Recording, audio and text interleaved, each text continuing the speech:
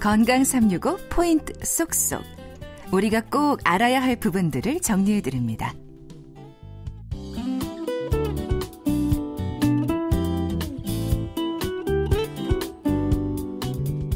건강 365 박광식의 건강 이야기는 KBS 홈페이지와 유튜브 KBS 콩 그리고 팟캐스트로도 서비스되고 있습니다. 오늘은 소아 백혈병을 주제로 가톨릭대 서울병원 소아혈액종양센터장 정낙균 교수와 함께 알아봅니다. 교수님, 그러면은요, 백혈병 하면은 이제 소아암 대표적이라고 하는데요. 발병률이 어느 정도인가요? 보통 저희가 이제 매년 보고되는 보고서가 있는데 15세 미만의 아이들이 백혈병에 걸리는 율은 매년 한 400명 정도 우리나라에서 발병을 하고 있습니다. 아, 적은 숫자는 아니네요. 네. 그러면 이 백혈병은 왜 생기는 건가요? 아직도 원인은 잘 모릅니다. 네. 그러면 유전적인 걸로 알고 있는 건데 이거는 좀 잘못된 상식인가요? 부모님들이 이제 백혈병에 걸린 아이들을 데리고 오시면 유전일까봐 제일 먼저 걱정하시고 네. 부모님들이 아버지, 어머니 본인들의 잘못일까봐 되게 걱정을 많이 하시는데 사실 일란성 쌍생아인 경우에도 한 아이는 백혈병에 걸리고 한 아이는 걸리지 않는 것으로 보아 유전은 아니다 이렇게 생각하고 있고 실제로 또 백혈병 걸렸던 사람이 나중에 자녀를 낳았을 땐 또 백혈병이 걸리느냐 그럼 그런 것은 아닙니다. 그래서 유전은 아니라는 것을 말씀드립니다. 그러니까 아이가 백혈병에 걸리면 부모님이 혹시 내 탓은 아닐까 이런 경우들이 많아서 이런 부분들을 교수님께서 정확하게 좀 짚어주시는 거군요. 그러면 백혈병을 진단받게 되는 계기는 어떻게 되나요? 우연히 그 혈액 검사를 했을 때 이상이 발견돼서 진단이 되는 경우도 있고 보통은 아까 혈액세포에 이상이 생겨서 걸리는 병이라고 했기 때문에 그 각각 백혈구, 적혈구, 혈소판이 하는 그런 몸 안에서 하는 기능들이 망가진 증상들로 옵니다. 그러면 이 백혈병도 종류가 많다고 들었어요. 그러니까 어떤 뼈대만 좀 잡아주시면 좋을 것 같아요. 네, 백혈병은 크게 이제 급성과 만성으로 나누게 됩니다. 급성은 빠르게 진행하는 거죠. 암세포들이 빠르게 성장하고 몸 안에 여러 증상들을 빠르게 나타내고 치료를 하지 않으면 3개월 이내에 사망하는 무서운 병이고 만성인 경우에는 서서히 진행해서 언제 이게 시작됐는지 잘 모르는 병입니다.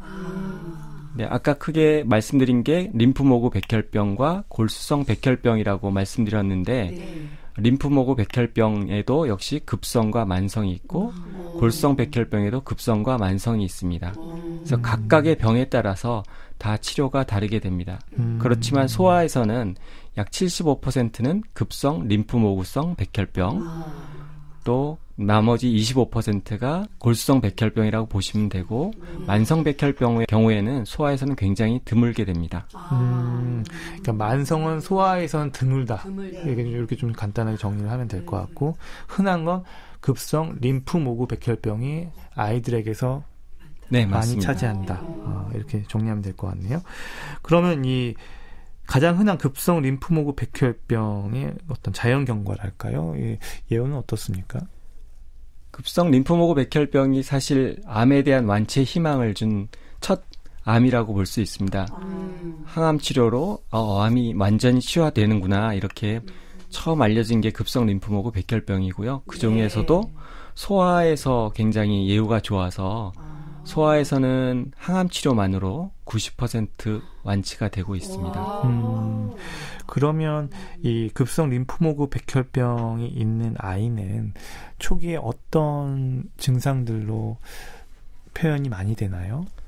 처음엔 이제 이유 없이 팔다리가 아프다고 하는 경우도 있습니다. 팔다리가 아픈 네. 거예요? 성장통이라고 우리가 얘기도 하고 흔히 그럴 수도 있는데 이게 한 달이나 2달 전에 그런 증상이 있는 경우도 있고 또 어떤 아이들은 이제 워낙에 얼굴이 하얘서 잘 몰랐는데 창백하니까 엄마는 그냥 계속 우리 아이는 피부색이 하얘서 그런데 아이는 점점 빈혈이니까 잘 움직이기 힘들고 계단 올라갈 때 숨차고 주변에서 보기에는 애가 핏기가 없다. 이래서 이제 검사해보고 알게 되는 경우도 있고요. 또 이제 그 백혈구가 떨어지니까 면역 기능이 떨어지게 됩니다. 보통 감기 같으면 우리가 2, 3일 내에 열이 떨어지게 되는데 열이 장기간 나게 되면 한 일주일 이상 지속되다 보면 그래도 이제 병원에 가서 혈액 검사도 하게 되면 이제 이상이 발견돼서 알게 되는 경우도 있고 보통 우리가 코피가 나면 한 30초? 길게 가야 5분 정도면 다 먹게 되는데 이게 한 30분 이상 계속 출혈이 난다든가 아니면 전신에 이제 피멍이라든가 뭐 이런 것들이 작은 출혈 반점들이 나게 되면서 이상이 있다 해서 오게 되는 경우가 있습니다. 무심코 넘어가는 질환들, 증상들 중에 이렇게 급성 림프모구 백혈병이 숨어 있을 수가 있겠네요.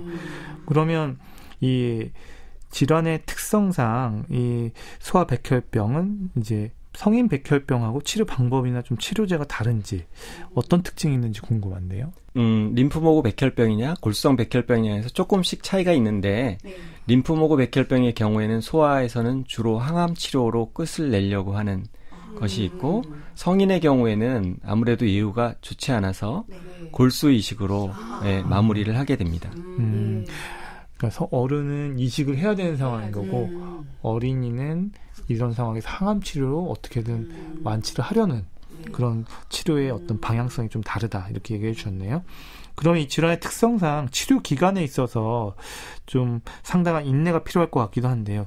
조심할 부분들이 있습니까? 처음 치료가 굉장히 중요한데 암이 골수에 가득 차 있기 때문에 골수 기능이 많이 떨어져서 여러 가지 혈액세포가 하는 기능들이 많이 떨어져 있기 때문에 거기에 또 이제 항암 치료를 하게 되면 그 기능들이 더 떨어지고 다시 정상 기능을 회복할 때까지 면역 기능이 굉장히 떨어져 있게 됩니다. 그래서 그 시기를 잘 넘기게 되면 그 다음부터는 그렇게 어렵지 않게 치료를 하게 되는데 한 6개월에서 10개월까지는 좀 더 강화된 치료를 하게 되고 그 시기가 지나게 되면 유지요법이라 그래서 먹는 약으로 치료하는 기간이 한 2년 정도 보통 됩니다. 그러니까 그때는 이제 외래로 주로 왔다 갔다 하면서 치료를 하기 때문에 학교도 다니고 일상생활을 하면서 병원에 오는 날만 이제 오게 되는데요. 첫 치료와 그 다음에 좀 더 강화된 치료를 하는 시기 동안에는 아무래도 학교에 좀 잘 못 가게 되고 격리 생활을 해야 되는 그런 것 때문에 상당히 좀 어려워할 수 있습니다. 그러니까 그 항암제가 면역 억제를 많이 시키기 때문에 감염이나 이런 거에 취약할 수 있다. 네, 맞습니다. 것이죠. 그렇기 때문에 그러면 그 첫 번째 치료 기간 때 무균실에 계속 입원해 있거나 뭐 그래야 되는 겁니까? 이제 감염된 사람들하고 접촉을 하면 안 되겠죠. 그 시기에는. 네. 그리고 아주 수치가 많이 떨어져 있을 때는 외부랑 격리를 하고 무균실에 있는 것이 도움이 됩니다.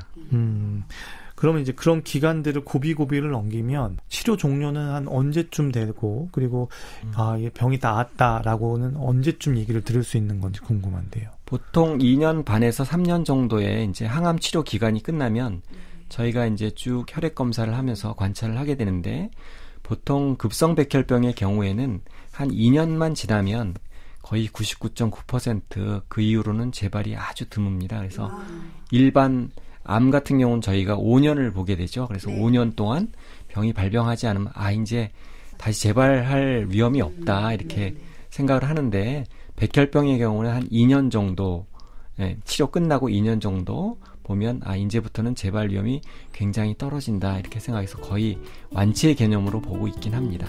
네.